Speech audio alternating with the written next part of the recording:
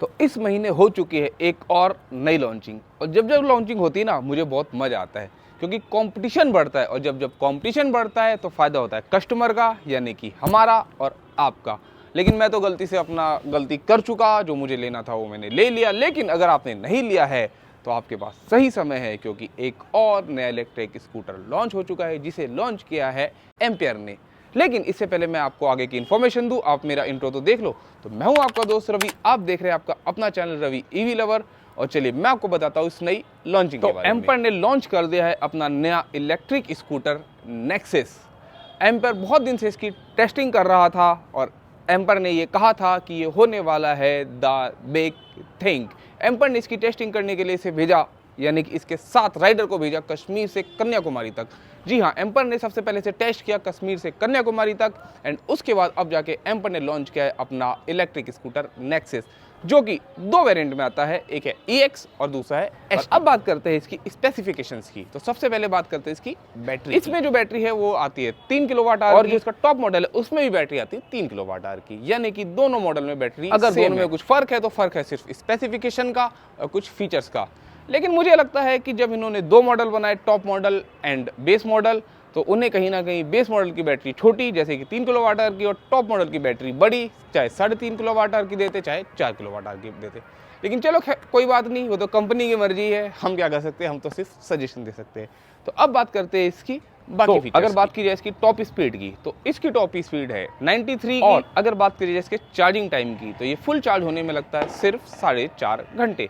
जी हाँ, क्योंकि इसके साथ कंपनी देती है आपको 900 वाट का चार्जर, जिससे इसे फुल चार्ज होने में लगते हैं सिर्फ 4.5 घंटे। और अगर आप चार्ज करते हैं इसे इसके फास्ट चार्जिंग से, तो ये चार्ज हो जाता है सिर्फ 3.5। अगर इसकी रेंज की बात करूँ तो इसकी रेंज है IDC रेंज 136 किलोमीटर की।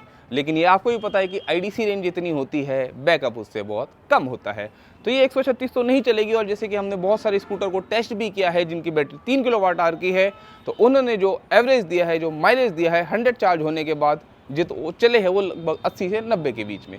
तो मुझे भी लगता है कि एक बार फुल चार्ज होके 80 से 90 किलोमीटर के बीच में। और अगर बात करूँ इसकी पीक पावर की, तो इसकी पीक पावर है 4 किलोवाट आवर की। और अगर बात करूँ इसके कलर्स की, तो कलर्स भी इसमें है। और अब बात कर लेते हैं प्राइस की। तो जो उसका बेस मॉडल है उसका प्राइस है 1,09,900 रुपये, और जो इसका टॉप मॉडल है उसका प्राइस है 1,19,900 रुपये। तो अब आप पे डिपेंड करता है कि आप दोनों में से कौन सा लेना चाहते हैं, क्योंकि मैंने आपको बता दिया कि दोनों में बैटरी सेम है, टॉप स्पीड सेम है। अगर फ़र्क है तो सिर्फ कॉस्मेटिक अपडेट्स का। तो अब आपकी मर्जी है, आप चाहे तो बेस लेना चाहे तो बेस ले सकते हैं, टॉप लेना चाहे तो टॉप ले सकते हैं। अगर मैं बात करूँ डिस्प्ले की, तो आपको मिल जाता है इसमें 7 इंच का टच स्क्रीन डिस्प्ले। और अगर मैं बात करूँ ब्रेक की, तो फ्रंट में आपको मिलते हैं डिस्क ब्रेक और बैक में मिलते हैं आपको। अब बात करते हैं इसके मोड्स की। इसमें आपको देखने के लिए मिलते हैं 5 mode: eco, city, power, reverse और लिम्प। बात करी जाए नेविगेशन की, तो इसमें आपको मिलता है टर्न बाय टर्न नेविगेशन। लेकिन मुझे लगता है कि जब 7 इंच की इतनी बड़ी टच स्क्रीन दी गई है, तो इसमें उन्हें पूरा गूगल मैप देना चाहिए था। मुझे छोटी सी कमी लगी। अगर मैं प्राइस की बात देखूं, तो इस प्राइस में कंपनी इसमें गूगल मैप दे सकती थी। अगर मैं बात करूं कनेक्टिविटी की, तो इसमें आपको ब्लूटूथ एंड GPS की कनेक्टिविटी मिल जाती है। और अगर मैं बात करूं सीट की, तो कंपनी कह रही है हमारी सीट बहुत बड़ी है। अभी कुछ टाइम पहले जब एथर ने रिश्ता लॉन्च किया था, तो उन्होंने भी कहा था कि हमारी सीट सबसे बड़ी है। अब इन्होंने लॉन्च कर दिया, ये भी कह रहे हैं हमारी सीट सबसे बड़ी है। तो मुझे ये नहीं समझ आता कि बड़ी सीट करके क्या साबित करना चाहते हैं।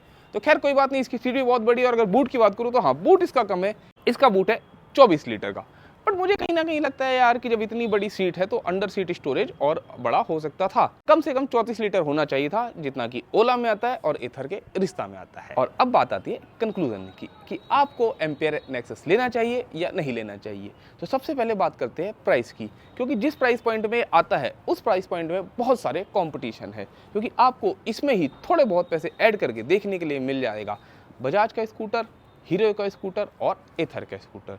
लेकिन मैं आपको सजेशन यही दूंगा कि अभी आप कुछ समय अगर रुक सकते हैं तो रुक जाइए, पहले इस स्कूटर को मार्केट में आने दीजिए, उसके बाद रिस्पॉन्स देखिए।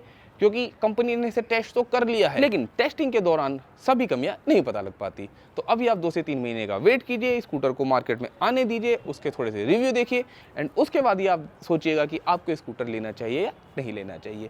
और अभी भी आपके दिमाग में इस स्कूटर को लेके कोई डाउट है तो आप इसे कमेंट बॉक्स में पूछ सकते हैं। अगर वीडियो अच्छा लगा हो तो इसे लाइक जरूर कीजिएगा, उन दोस्तों के साथ शेयर कीजिएगा जो कि EV स्कूटर लेने का प्लान कर रहे हैं। तो मिलते हैं बहुत ही जल्दी किसी नई वीडियो के साथ, नई टॉपिक को लेके। Signing off this video, see you soon.